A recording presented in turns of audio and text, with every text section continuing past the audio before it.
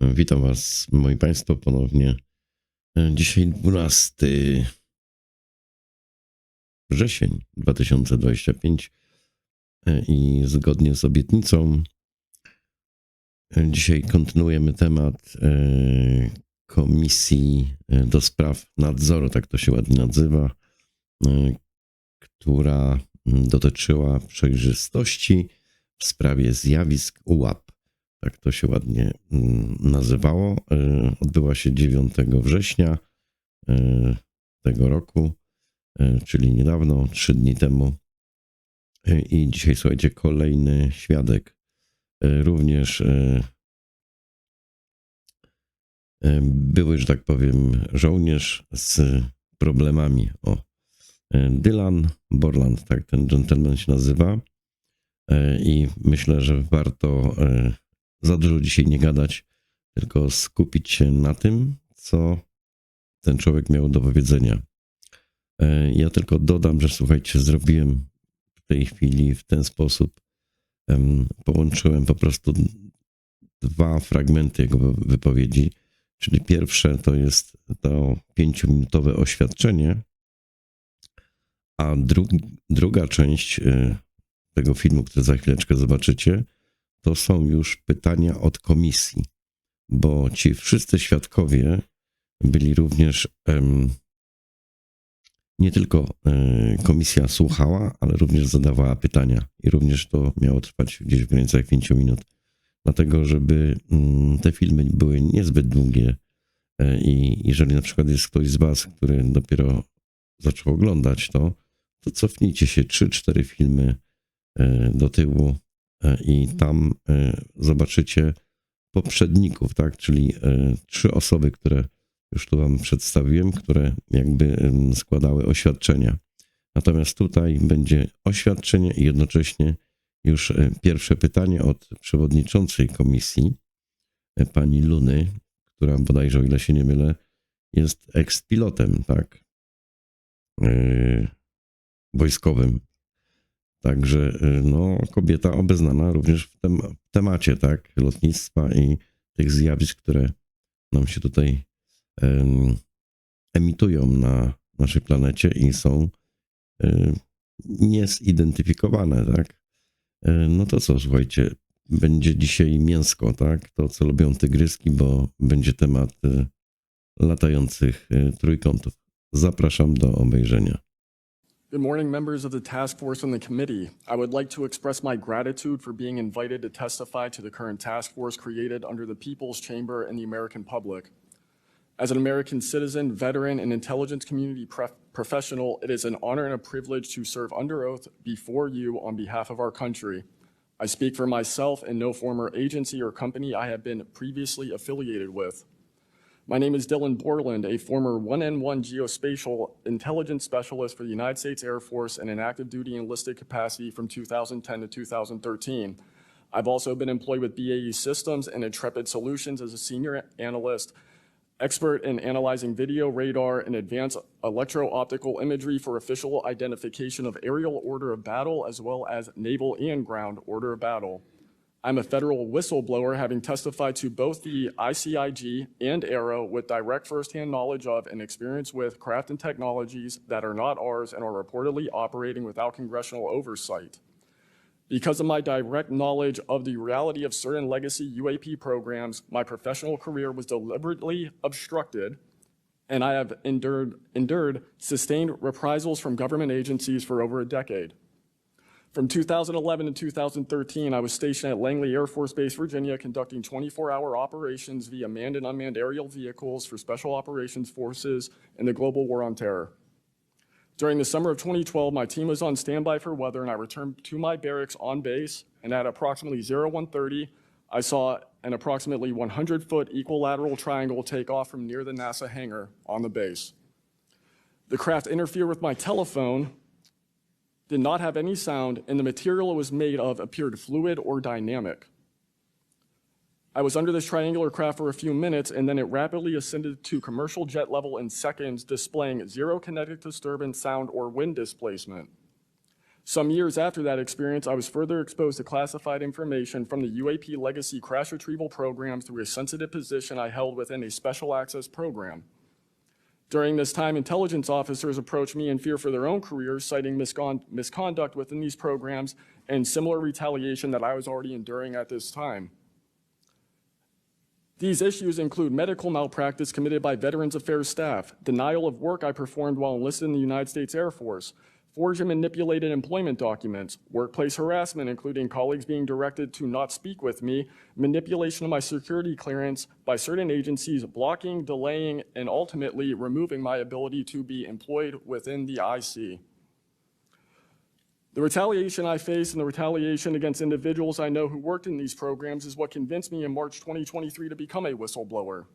I came forward out of concern for people's lives and to ensure I did everything I could to let our elected representatives know the truth about what is really happening in the executive branch. At the end of March 2023, I agreed to meet with AARO following the suggestion of other federal officials believing it was what our nation required of me. I had reservations with AARO due to assessments they were reporting publicly at the time as a misrepresentation of the truth. Because of these concerns, I did not share sources and methods information in order to protect current and former federal personnel who had firsthand exposure to technologies of unknown origin. I did not want anyone to face further retaliation beyond what they had already endured. And unfortunately, a staff member ended up getting in some trouble because of that. After David Grush testified under oath in the summer of 2023 and provided historic disclosure, I was then asked to go to the ICIG and did so in August 2023. It was very clear early on during my intake interview, which was video recorded under oath, that the objective was to solely assess how much I know and not move forward with an investigation with new information I provided them. The aftermath of that IG complaint still troubles me to this day. Since my ICIG complaint, I've been prevented from resuming prior employment and can confirm I'm still blacklisted from certain agencies within the intelligence community.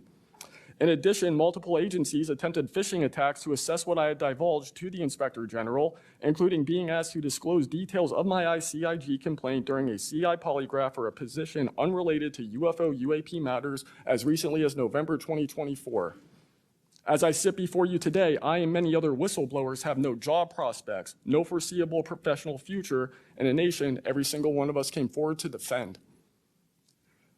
Numerous individuals have come forward in various ways to reveal the truth of the UAP reality as patriots and defenders of our nation. Yet many feel discarded, isolated, hopeless, separated from the country they serve. Efforts to rectify this situation for all whistleblowers have been difficult and troubling.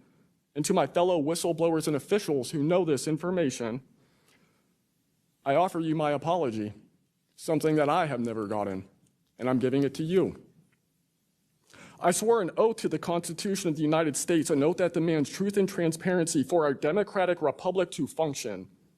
Each day, these truths remain hidden from our citizens. Humanity drifts further from the principles our nation was founded to uphold. Each day, victims of crimes committed by agencies and companies maintaining this secrecy are denied justice as another day our Constitution is shredded. In 2023, Patriots provided this committee and the executive branch with undeniable proof of the UAP reality, and I commend your continued commitment. The future of humanity is one which we either travel to the stars or regress to the Stone Age with this technology. My career has been to deliver critical information to decision makers. Your role as elected by your representatives is to act on it. The time to act is now. Thank you.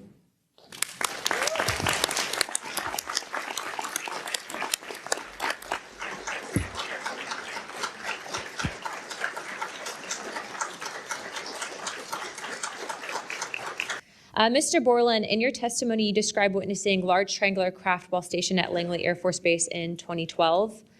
Can you explain what you observed in terms of size, behavior, and why you're confident it was not conventional technology? Great question, ma'am. So on the base, I lived in the barracks. There was a little smoke pit outside. I was there on the telephone and looking across to the flight line, and I see a white light pop up and stop about 100 feet in the air. I thought it was a weather balloon. I've seen tests from there before, weeknight, normal thing, not surprising. I actually finished my cigarette and I began walking up towards the flight line. There is a track, and because I was on 3 months of night work, I would walk the track at night when we were weather down. And as I began walking towards the light, towards the flight line and the track, the light then flies across the base, across the flight line, and as it flies to me, a triangle manifests around the light. I can't tell you if it's active camouflage. I can't tell you if it appeared around the light, but I can tell you that it was a white light and then it was a triangle. It stopped about 100 feet in front of me and approximately 100 feet above me. My telephone got extremely hot, completely froze, dead. I remember how thick it was. It was between 1 to 2 stories thick, equilateral triangle. I could never see the top of it, and the edges were 90 degrees. There were 4 lights in total, 1 light on each corner and a larger light in the center, 2 to 3 times the size of the corner lights. But what was really odd was the outside.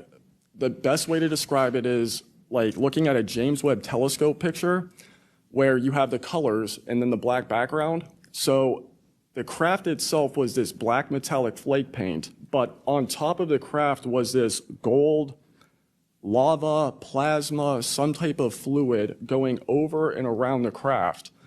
I'm under this for about 2 to 3 minutes, and then the center light flashes 2 to 3 times, no sound, immediately shoots up to commercial jet level minimum, in my opinion, and I immediately feel static electricity all over my body, and then I smell the smell of after a thunderstorm or lightning storm, that really strong summer thunderstorm smell. Gets up to flight level. I'm trying to get my phone reset, and I can only see the center light at this point. If I didn't actually see it take off, I would have thought it was a star. And then it hovers up there, and it begins to slowly move due east out over the Atlantic Ocean. I finally got my phone reset. The entire thing was about, from the time I saw the light pop up near the hangar until it took off out over the ocean, was about 15 minutes. And following up to that question, after you disclosed this information to the Intelligence Community Inspector General, you're subject to phishing attempts and job blacklisting. How widespread do you think this is across the intelligence community for those who raise concerns regarding UAP programs? It's a difficult question to answer. I think prior to David Grush and people beginning this process of bringing people into awareness of the reality of these programs and certain things people have witnessed, probably extremely widespread. I think today there's still an issue, but because people are able to come before you and people are speaking out, I think it has been somewhat less. I would hope, though, that people would, because if this goes back into closed doors, this is going to get really ugly. What type of behavior have you witnessed from former Aero Director Sean Kilpatrick as well as his staff in relate to this information you provided to them? Did they ever try to classify this information as non-human technology? Good question. The problem with this is that I know what I experienced firsthand, and I know other things. I think the staff at Aero that I met with in March of 2023, I think they were good people doing the job they were told to do. I did not meet with Kirkpatrick. He was either not present or did not want to meet me that day. However, they did classify information about the reality of this subject, and it was very concerning because in my Aero MFR, they had actually referenced a former staff member that was the one who told me to go there, and they probably shouldn't have done that. And real quick before my time is up, and we might go to second round of questioning just so you're all aware, how important, given everything that you've seen and experienced, is the UAP Disclosure Act of 2025 in restoring both public accountability and trust? I think very important. I would hope, though, that the 7-year window could be shrunk, my opinion, but very important. The truth needs to be known.